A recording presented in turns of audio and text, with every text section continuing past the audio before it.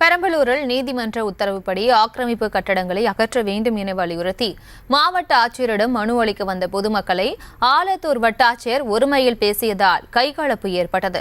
இதுகுறித்த மேலும் விவரங்களை எமது செய்தியாளர் துரைசாமி வழங்க கேட்கலாம். துரைசாமி, வணக்கம். மேலும் விவரம்.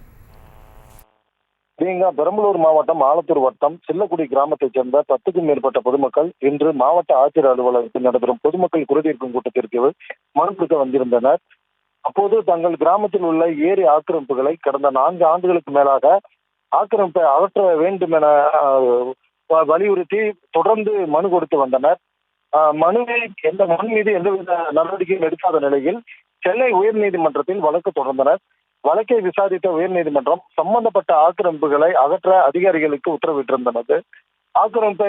தொடர்ந்து ஆக்கிரமிப்பை அகற்றும் சூழலில் அதிகாரிகள் ஈடுபடாததால் அந்த பகுதி பொதுமக்கள் மாவட்ட ஆட்சியரிடம் தொடர்ந்து மனு கொடுத்து வந்து வருகின்றனர். அந்த வகையில் இதே கோரிக்கையை முன்வைத்து இன்று மாவட்ட ஆட்சியர் அலுவலகத்தில் மனு கொடுத்த அப்பகுதி பொதுமக்கள் வந்திருந்தனர்.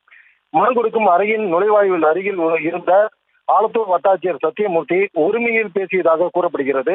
இதனால் ஆத்திரமடைந்த பொதுமக்கள் வட்டாட்சியர் சத்தியமூர்த்தியிடம் வாக்குவாதத்தில் ஈடுபட்டனர். பொதுமக்கள் மற்றும் தாசில்தார் இடையே மாவட்ட ஆட்சியர் அலுவலகத்திலேயே கைகலப்பு ஏற்படும் சூழலில் வாக்குவாதம் ஏற்பட்டதால் அங்கு பதற்றமும் பரபரப்பும் ஏற்பட்டுள்ளது. பிரியங்கா, விவரங்களுக்கு நன்றி துரைசாமி.